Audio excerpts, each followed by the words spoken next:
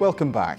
For the last 40 years, a group of volunteers has been doing their bit to help tackle loneliness among pensioners in their community. For many of the older people who attend, it's a lifeline, offering them lunch, activities and most importantly, companionship.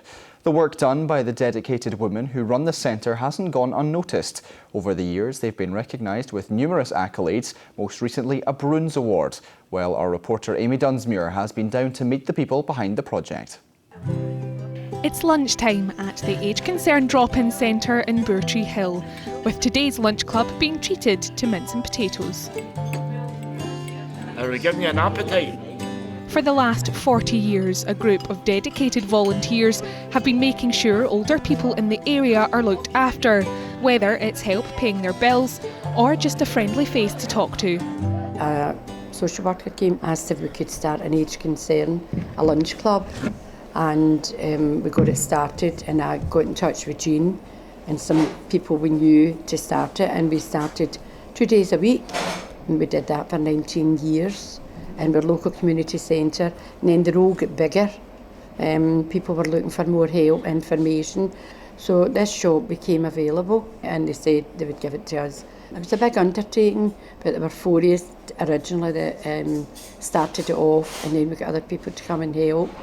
I love you, yes I do. Open 5 days a week, the charity offers a range of activities to help keep the pensioners active and give them a chance to socialise. For many, it's a lifeline. Oh, well, I have my dinner. You know, we'd mince today, and I don't know what it's going to be tomorrow. You know, every day is different, you know. But I come the full 5 days, you know. So it's great.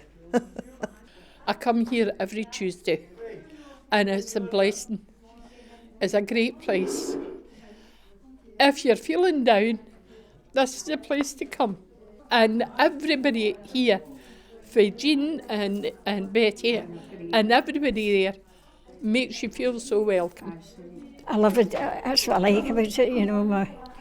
My daughter, I wouldn't be here only for her, you know, because I like the music and the people are very nice. They lean a lot on you, you know, there's things expected of you, which you do anyway. But the fact that you're able to help them, and see when they come up to you and they'll say, God, I missed you at the weekend, or I missed you when you were away on a week's holiday. You know, you can actually see their faces how just to be back, and it's friends really. It's friends that come in to talk to them. The work done by the charity has not been unnoticed. Over their 4 decades, they've won several awards and have even been recognised by the Queen. More recently, they were named the Community Family of the Year at the Broons Awards. The first time we won the award, we won a award, and it was the exact same way that they did it, because we didn't know till we were there. There was 5 winners. 5 winners, I think it was, and even up to the runner-up, we still couldn't believe we'd won it. Since it opened, these volunteers have given their all to the centre, but now they're concerned about its future. They are getting older and money is running out. So their wish is simple, that more people and more money will come forward so the drop-in centre can continue for another 40 years. Amy Dunsmuir, STV News. Well, loneliness and social isolation among the elderly is an ongoing issue, so much so that the government has set up a special fund for community organisations involved in tackling the problem. And it's not too late to apply, and here to explain is Diane Wilson from the Voluntary Action Fund. Welcome to the programme, Diane. This is the first time this fund has been made available. Why has it been introduced? It came out, the government did an inquiry into age and loneliness, and they found that there was a big issue, particularly amongst young people and older people. So that was the reasoning behind the fund, and obviously the impact that it has on people's health and so on. So they recognised it as a big issue and announced the fund, but then decided to make it even wider than just age. So yeah, so really anybody that's experiencing loneliness or isolation for whatever issue can apply. And why are those 2 issues of isolation and loneliness, why those in particular? A lot of the research has shown that there are physical ill effects and mental ill health caused through loneliness and isolation. Loneliness really is an effect of isolation itself, but there's knock-on effects on physical health, such as high blood pressure, poor sleep patterns, even on diet, even malnutrition in older people can be down to isolation sometimes. And mental health, people automatically think of mental health first, but obviously depression, anxiety and things as well. And you mentioned young people. It's not just something which you're targeting to perhaps the older generation? No, not at all, and not just to older or younger people either. It could be geographical communities, because obviously if you're living in a rural area, then isolation can be a big issue as well.